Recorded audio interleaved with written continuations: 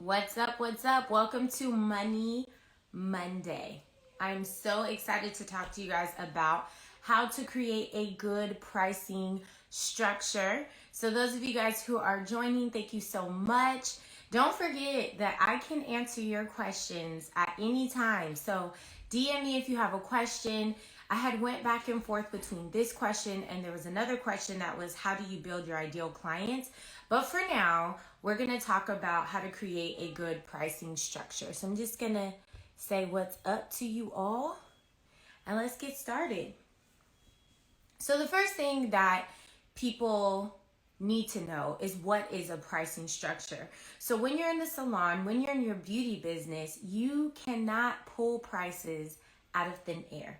They are based on something. So when you have a structure on how you build your pricing, you are able to sustain your place where you work. You are able to take money home.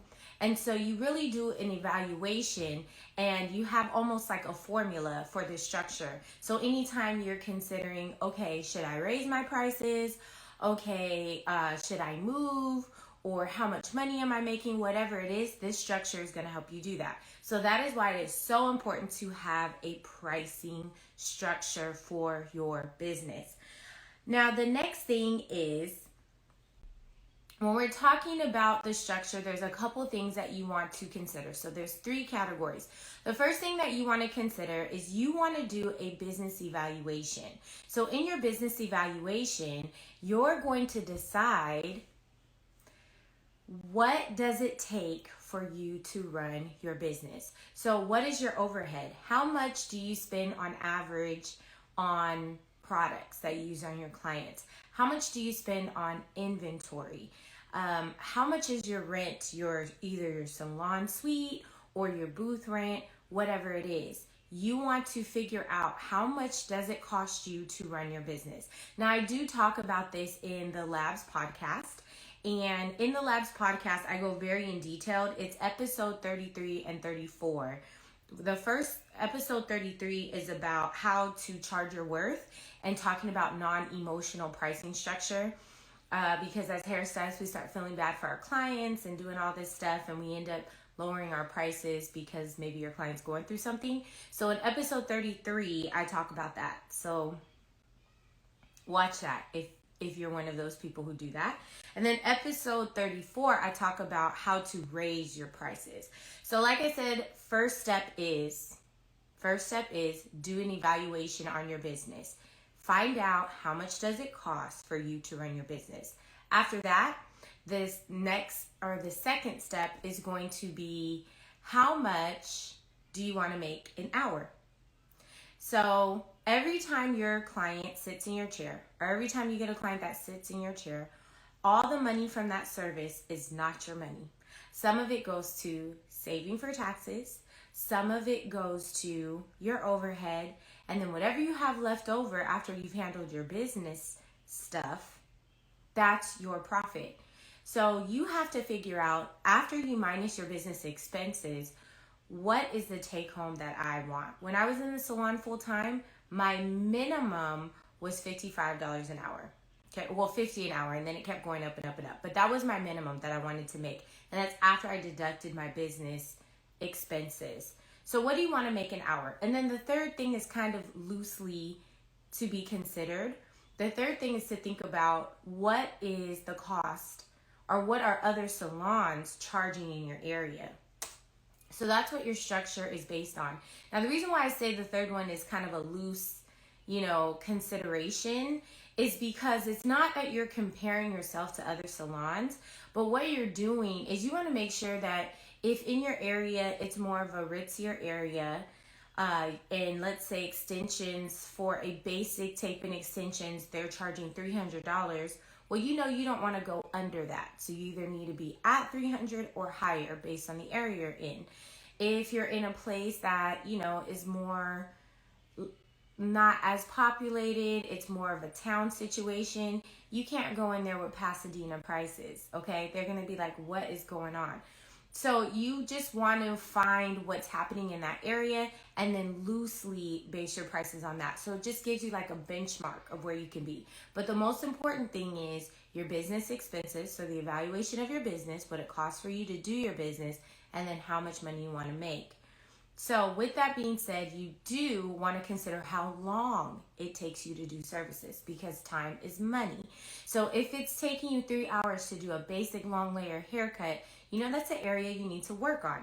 So all these things come into consideration with your pricing structure. Once you know the numbers of the cost to do business, how much you want to make an hour, what's going on in your area, and how long it takes you to do things, you have your structure. So I have my notes here to make sure I don't forget anything, because a lot of times I get all excited and I forget. The next thing that I want to talk about is the environment that you have for your clients. So I know you might be thinking, like, why would we be talking about the environment, like the atmosphere of your salon, and we want to know about the service costs? Well, the atmosphere that you bring, the vibe that you bring in your salon does determine what you can charge. Reason being is you want to attract the clients that will fit within that vibe. So for example, I'm going to just give you 3 ideas of stores that maybe you visited. Number 1, the dollar store. That's the first store. 2 is Target. And a third one is maybe like a Melrose furniture store. So think about those 3 places, or a store on Melrose, for those of you guys who live in California, a store in Melrose that, is like a home goods store, something like that. If we think about those 3 different types of businesses, what is the difference in the atmosphere or the vibe of each business? In the dollar store, you're going to get what you want and you leave. You don't hang out there. I don't even know if I've ever heard music in the dollar store. The quality of the products is going to be okay. You get some gems every now and then at the dollar store, but most of the time when you go, like, I go to the dollar store to get like quick things, or, my daughter, she throws toys away. I don't want to be spending like $50 on a toy that she no longer cares about. So I go to the dollar store, right? Okay, so think about Target. Target is like your middle ground. It has nice home good stuff, right? Has nice home good stuff. I spend a lot of time in Target. Target always gets me. It's very attractive. It has decent music. The other day I was jamming, right? So there are so many, I don't have my glasses on, so I'm making sure I'm not missing any questions. But there are so many differences between the dollar store and Target. However, Target gives you a little bit better like atmosphere and vibe. All right, now let's go to the boutique-y type store that only has a few things. Everything's expensive. When you walk in the door, you're immediately greeted. You're asked, can I get you anything? Or what are you looking for? Or how can I help you? Like, total attention is on you when you walk into those boutique stores. All right, let's take it into the salon. A fast-paced salon that you're in and out, there's no like connection. It's just get your haircut and go on. You're not going to be able to charge premium prices in that type of environment, okay? Now, if you're in a more Target-like vibe salon where it's very cute, you do get some one-on-one, but sometimes they double book, and the services that they do are great, but you kind of get what you want. You get to mingle and hang out with your hairstylist. You get a beautiful haircut color, whatever you got going on, and you leave. You can charge pretty good for that. Actually, a lot of my friends charge well for that. But the salon where you know that your ticket is not going to be under $500, you walk into that salon, you change into some sort of a robe before you go in. You're getting asked, do you want a mimosa? They have snacks and chocolate. It smells a certain way in like the shampoo room, right? It's a whole vibe. Every single thing that they could think of to make your experience wonderful, relaxing, is done in that salon, right? Even the way it's quiet in the shampoo. They massage your hands when you're under the dryer, whatever it is. That's a boutique salon. You know that you're paying for those services.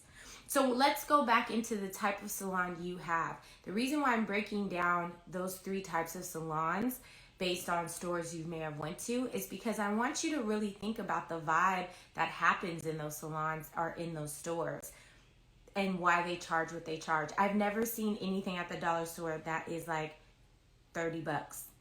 Never, right? In Target, you get some high-end stuff, but you're not paying $500 unless you're getting a TV. Let's be clear. But most of the items, they're going to be decent. They're going to be nice, but they're going to be averagely priced.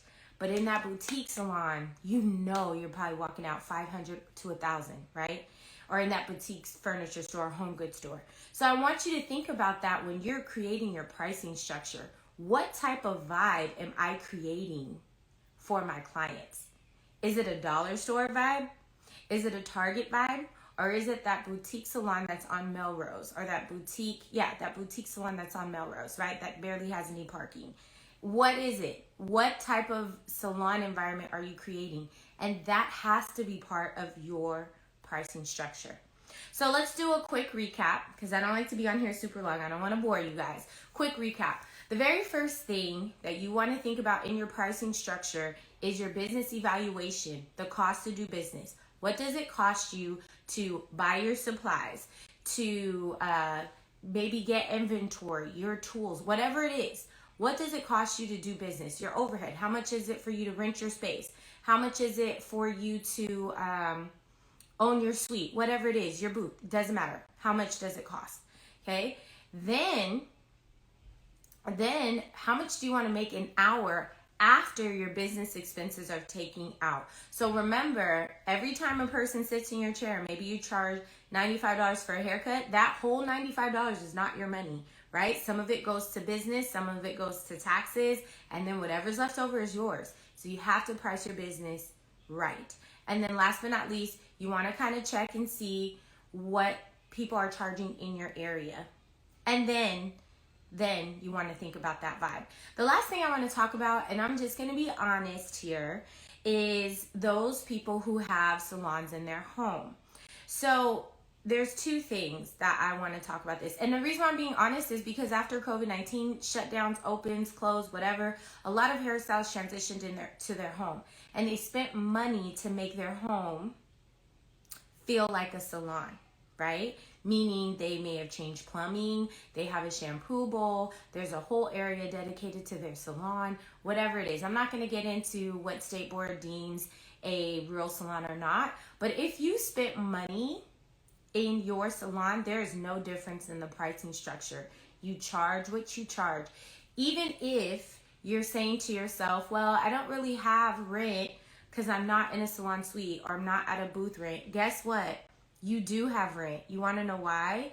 Because you have to pay a mortgage or you're renting your house or whatever it is. So you want to get that percentage of what it takes for you to rent that space, right? Get a little percentage, maybe it's 20%, and that is your overhead for that place. So this pricing structure, it does not matter. Does not matter where you're at. You want to keep that in mind. So I hope this is helpful for you. I hope you guys are basing your prices on what you need. It doesn't matter what your clients are going through. The cost is the cost, okay? If they scheduled an appointment with you, then they should be able to pay the cost. And that does mean that you should have your prices listed somewhere so they know what to expect, right? So when my clients would confirm their appointments, they would know. It would say, you have an appointment with Deandra Giselle at this location, and would tell them the breakdown of their services. So there was no surprise when they came into the salon how much it was for them to get their hair done. So I say that to say, if my client comes to me and says, oh, I lost my house, I lost my job, whatever, I will sympathize with them. I would be like, I cannot believe that, I'll be encouraging. But when they leave, they're paying the cost of their service. Why? Because my overhead did not change. The cost of my products did not change. And every time you discount someone, think about it as if you have kids, you're taking money out of your kid's mouth. If you support yourself, if you live in an apartment, if you're saving for a house, whatever, you are hindering that goal every time you discount your clients. So do not discount them. They know if they scheduled an appointment, they know that they have to pay for their services. When people walk into Target and they put all that stuff in their basket, I'm one of them. When I check out and I thought I was only going to spend $70 and the bill's $150, I cannot say, well, I only have $70. Can I just get these things and pay $70? Guess what Target says to me? Yeah, go ahead and put some of that stuff back and you can get what's $70 worth. But unfortunately, you don't get to do that at the end of the service. So the cost is the cost. So emotions aside, whatever's going on aside, run your business like a business. Get the pricing structure in order. And guess what? You will be a thriving hairstylist. And I'll say this last piece and then I'm done because I'm really passionate about hairstylists charging their worth, right? When you are talking to your clients about pricing, don't feel weird about it. I know there's like a sense of like, you get a little weird or you feel bad or you're a little intimidated to tell them the cost of their service. I know, I've been there. Listen, they came to you for a reason, especially if they're a repeat client. They love your work. Charge what you're going to charge. If you're raising your prices, you better have let them know ahead of time. They should have known ahead of time, right? I've talked about that too in episode 34, how to raise your prices. Your client should know before they come to their service that your prices have changed. However, you are always going to charge what you are supposed to charge. And at some point, if you feel like your prices need to go up, then they should go up. And I know I said the very last thing. The other thing that you want to consider is that once your prices go up, you may lose clients, but guess what? You're not going to feel it because you raised your prices. So it doesn't matter if you lost some clients, but if you're good at what you do, they're coming back. They're coming back. They're going to rebudget and they're coming back. So don't be afraid to charge what you believe that you should be charging. And if there is a skill that you feel you're not the best at, of course, don't charge premium dollar, but get the knowledge, get in there, and then you charge what you're supposed to charge, right? All right. So if you have not listened to Life After Beauty School, aka Labs, it's on iTunes, it's on Spotify, it's on Google Play. I want you to go listen to episode 33 and 34 so that you are clear, crystal clear on how to charge your prices. You cannot pull prices out of thin air. You're either going to undercut yourself in your business or you might be overcharging for what's going on. So watch this live again. Get a piece of pen and paper out. Start figuring out your numbers in your business. Figure out where you're going to work, right? And if you're still lost, listen to episode 33 and 34. You are so welcome. I will see you tomorrow at school. But you guys want to do that because that's how important it is. You are running your business like a business. This isn't a hustle. This isn't a hobby. This is your livelihood. This is what you're good at. This is what you're passionate about. And you deserve to get paid for what you're good at. And you deserve to get paid for your business. All right, Glampreneurs, I hope that was helpful. I will see you guys next Monday on Money Monday. Hey, any question that you want, go ahead and DM me throughout the week. It doesn't matter. I want to hear from you guys. All right, until next Monday, have a good one. Bye-bye.